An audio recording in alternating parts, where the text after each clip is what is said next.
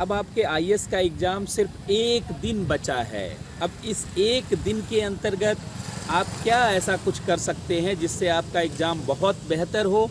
इसके लिए मेरा सबसे पहला सुझाव आपको है कि अब आप अपने आप को निडर बनाएं। अब अपने आप को आप मानसिक रूप से मजबूत बनाएं। देखिए, आपने अब तक जो कुछ भी पढ़ा लिखा है, जो कुछ भी योग्यताएं अर्जित की हैं, उसके प्रदर्शन का समय है। और प्रदर्शन तभी बेहतर होगा जब आप निडर होंगे, जब आप व्यवस्थित होकर के जाएंगे, जब आप नॉर्मल रहेंगे। अगर आप तनाव में होंगे, अगर आप डरेंगे, तो निश्चित रूप से आपका प्रदर्शन खराब होगा। असाधारण परिस्थितियाँ, असाधारण सफलता, असाधारण कदमों की मांग करती हैं। अब वह समय है जब अपनी कमज़ोरियों को खूबियों में बदलिए, अपनी निराशा को आशा में बदलिए और मनः स्थिति से इस तरीके से तैयार होइए कि मैं एग्ज़ाम को बहुत बेहतर करूँगा। कैसी भी स्थिति में मैं बहुत अच्छे अच्छे क्वेश्चंस के साथ इस एग्ज़ाम को पास करूँगा। तो यही आपको फोकस रखना। वैसे भी कहा जाता है ज्ञान वो है जो आपको मुक्त करे। ज्ञान का मतलब है जो आपको निडर बनाए। अगर आप संशय की स्थिति में हैं, अगर आप डर की स्थिति में हैं, तो माना जाता है आपने ज्ञान अर्जित नहीं किया है। तो इसलिए अब आपके व्यक्तित्व का प्रदर्शन है। जब एग्ज़ाम बिल्कुल निकट आ जाता है तो पढ़ाई लिखाई से ज़्यादा महत्वपूर्ण हो जाता है अपने व्यक्तित्व का प्रबंधन, अपने पर्सनालिटी का मैनेजमेंट। कितनी सहजता है आप में, कितनी सरलता है आप में, और किस तरीके से आप ये इस समय को मैनेज करते हैं। अब चूँकि एक दिन का समय है तो इसमें अपनी मानसिक स्थिति को मन स्थिति को बहुत बेहतर रखना है। प्रदर्शन बेहतर हो, इफ़िशियंसी आपकी बेहतर हो, इसलिए निडर रहने की ज़रूरत है। और साथ ही साथ मस्तिष्क के अंदर जानते हैं एक आशा, मस्तिष्क के अंदर एक विश्वास और मनः स्थिति को लगातार मजबूत बनाए रखने के लिए आपको अब विचार करते रहना होगा, संकल्प को मजबूत करते रहना होगा, क्योंकि अब आपका संकल्प सिद्धि की तरफ जाने वाला है। और ऐसी स्थिति में आपको अपने आप को बेहतर ढंग से मैनेज करना है, अपने आप को बेहतर इनकलकेट करना है कि नहीं, मैं बहुत बेहतर करने वाला हूँ, बहुत बेहतर प्रदर्शन होने वाला है। देखिए, एक चीज़ आप ध्यान रखिए, कमज़ोरियों को जब तक आप खूबियों में नहीं बदलेंगे, चुनौतियों को जब तक अवसर में बदलने के लिए स्वयं आप तत्पर नहीं होंगे, तब तक कोई भी सफलता मिलने वाली नहीं है। अब यह समय नहीं है कि आप काउंट करवाएं कि अरे ये छूट गया, ये चैप्टर छूट गया, ये टॉपिक छूट गया, ये रह गया, वो रह गया, नोट्स नहीं रिवाइज कर पाया, क्लास नोट्स नहीं रिवाइज कर पाया, बुक्स का फला चैप्टर छूट गया, फला लेसन छूट गया, फला असाइनमेंट नहीं कर पाया, फला टेस्ट सीरीज़ को रिवाइज नहीं कर पाया, टेस्ट सीरीज़ को अटैम्प्ट नहीं कर पाया। सब छोड़ दीजिए। अब कमज़ोरियों और परेशानियों को याद करने का समय नहीं है। आपने सुना होगा, एक बहुत महान वैज्ञानिक थे स्टीफन हॉकिंग, 2018 में उनकी डेथ हो गई। बहुत महान वैज्ञानिक थे, उनसे ज़्यादा कमज़ोरी तो किसी के पास थी ही नहीं। पूरा शरीर उनका इनएक्टिव था, कोई भी मांसपेशी, कोई भी मसल सक्रिय नहीं थी एक्सेप्ट माइंड, केवल उनका मस्तिष्क सक्रिय था। बाद में उन्होंने अपने जीवनी में लिखा कि मेरी केवल गाल की मांसपेशियां ही थोड़ा बहुत सक्रिय हैं, बाकी पूरा शरीर निष्क्रिय था।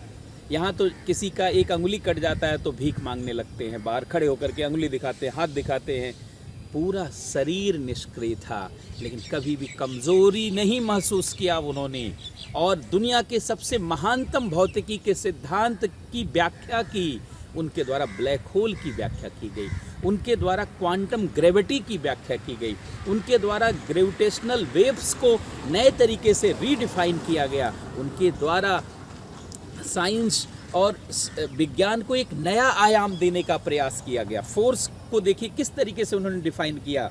आज स्टीफन हॉकिंग रेडिएशन की बात की जाती है, तो उन्होंने अपनी कमज़ोरी को महसूस नहीं किया, जिसके नाते इतनी बड़ी सफलताओं की तरफ वो बढ़ पाए। तो आपको भी अब कोई कमज़ोरी महसूस नहीं करना है।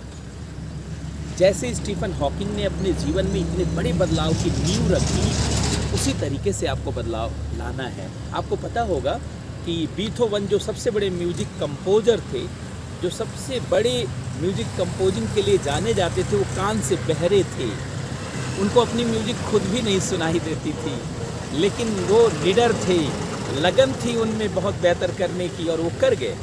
आपने अमेरिका के राष्ट्रपति रूजवेल्ट के बारे में सुना होगा, कितना बेहतरीन उन्होंने काम किया। वो व्हील चेयर पर चलते थे, उनका पैर पोलियो से ग्रस्त था। तो अब जानते हैं कमज़ोरियों को महसूस करने का समय नहीं है, कमज़ोरियों को खूबियों में बदलने का समय है, कमज़ोरियों को अवसर में बदलने का समय है। इसलिए आप ये मत सोचिए क्या छूट गया क्या नहीं छूट गया। अब ये मानिए कि आपको जीतना ही है और निडर होकर के आगे बढ़े। मैंने जैसा कि कहा आपको कि यह आपके ज्ञान और योग्यता के प्रदर्शन का समय, और प्रदर्शन के लिए निडर होना पड़ेगा। ज्ञान वही है जो मुक्त करे।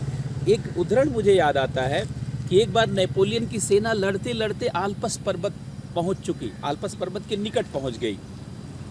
जैसा कि आप जानते होंगे कि नेपोलियन खुद फ्रांस का था, उसकी सेना लड़ते लड़ते आल्प्स पर्वत पर जब पहुंची तो जो उसके सैनिक भी थे वो भी आल्प्स पर्वत को जानते थे, क्योंकि जो जिस क्षेत्र का होता वहाँ की किसी बड़ी चीज़ को हमेशा बड़ा मानता है। यद्यपि आल्प्स पर्वत देखा जाए तो हिमालय से बहुत कम ऊंचाई है, लेकिन फ्रांस के लोगों के लिए वही हिमालय है, वही सबसे ऊंचा। तो वहाँ के सैनिकों ने कहा, सर आल्प्स पर्वत की इस ऊंचाई और दुर्गम वाले क्षेत्रों में हम लोग लड़ नहीं सकते, हम लोग पूरी दुनिया जीत सकते हैं लेकिन यहाँ नहीं जीत सकते। जब ये बात नेपोलियन को सुनाई गई तो नेपोलियन को लगा, अरे ये तो मेरे सैनिक लड़ने से पहले ही हार गए हैं। और नेपोलियन ऐसा व्यक्ति था जिसके डिक्शनरी में हार शब्द को उसने हटा दिया था, जीतना ही उसे सिर्फ स्वीकार्य था। तो नेपोलियन समझ गया कि हमारी सेना मानसिक रूप से हार गई है, डर गई है, और अगर डर गई है तो जीत संभव ही नहीं। नेपोलियन ने अपने जो सेनापति को कहा कि मेरा संबोधन लगाया जाए और पूरी सेना को ग्राउंड में बुलाया जाए। नेपोलियन के आदेश के अनुसार पूरी सेना को ग्राउंड में बुलाया गया, सारे सैनिक खड़े हुए, नेपोलियन आया और नेपोलियन जब चलता था तभी ऊर्जा आ जाती थी। नेपोलियन ने कहा, सैनिकों मित्रों क्या समस्या है? सैनिकों ने कहा, सर हम लोग पूरी दुनिया में जीत सकते हैं क्योंकि हर जगह के लिए हम लोगों के पास क्षमता है, प्रशिक्षण है, लेकिन आल्प्स पर्वत की परिस्थितियों में लड़ने की का प्रशिक्षण नहीं है हमारे पास, तो कैसे जीत पाएंगे आल्प्स पर्वत की इस परिस्थितियों में? नेपोलियन ने कहा, सैनिकों ये तो आल्प्स पर्वत है ही नहीं, आल्प्स पर्वत यहाँ से बहुत दूर है, वहाँ तुम लोग नहीं जीत सकते, ये मैं जानता हूँ। मैं कहूँगा ही नहीं तुमको आल्प्स पर्वत की परिस्थितियों में लड़ने के लिए। सैनिकों ने कहा, अरे तब तो ठीक बात है, आल्प्स पर्वत पे सिर्फ हम लोग जीतना नहीं जानते, बाकी तो हर जगह लड़ना और जीतना जानते हैं। फिर सेना जानते लड़ी और युद्ध में सेना जीत गई और फिर नेपोलियन का संबोधन लगाया गया, ग्राउंड में सेना आई। नेपोलियन ने कहा, यही आल्प्स पर्वत था, यही आल्प्स पर्वत था जहाँ तुम लोगों ने जीत दर्ज की। लेकिन अगर आल्प्स पर्वत में कहता तो तुम डर जाते, और डर जाते तो तुम्हारी क्षमता गायब हो जाती, क्योंकि तुम पहले ही मान चुके थे कि आल्प्स पर्वत की परिस्थितियों में मैं जीत नहीं दर्ज कर पाऊंगा।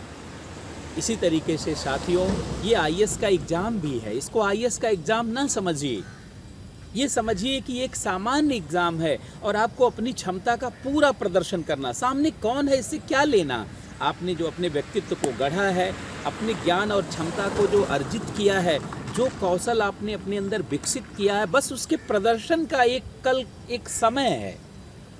कल एक ऐसा मोमेंट है, कल का एग्ज़ाम एक ऐसा मोमेंट है कि आपकी क्षमताओं का सिर्फ प्रदर्शन होना है। आपको ये नहीं सोचना है कि आईएएस का एग्ज़ाम है और ऐसा ऐसा क्वेश्चन आएगा, इसमें तो घुमा देता है, इसमें तो सिली मिस्टेक करवा देता है। बहुत लोग ज़्यादा ही सतर्क हो जाते हैं और वो क्वेश्चन को गलत कर जाते हैं। एकदम डरने की ज़रूरत नहीं, तनिक भी डरने की ज़रूरत नहीं है।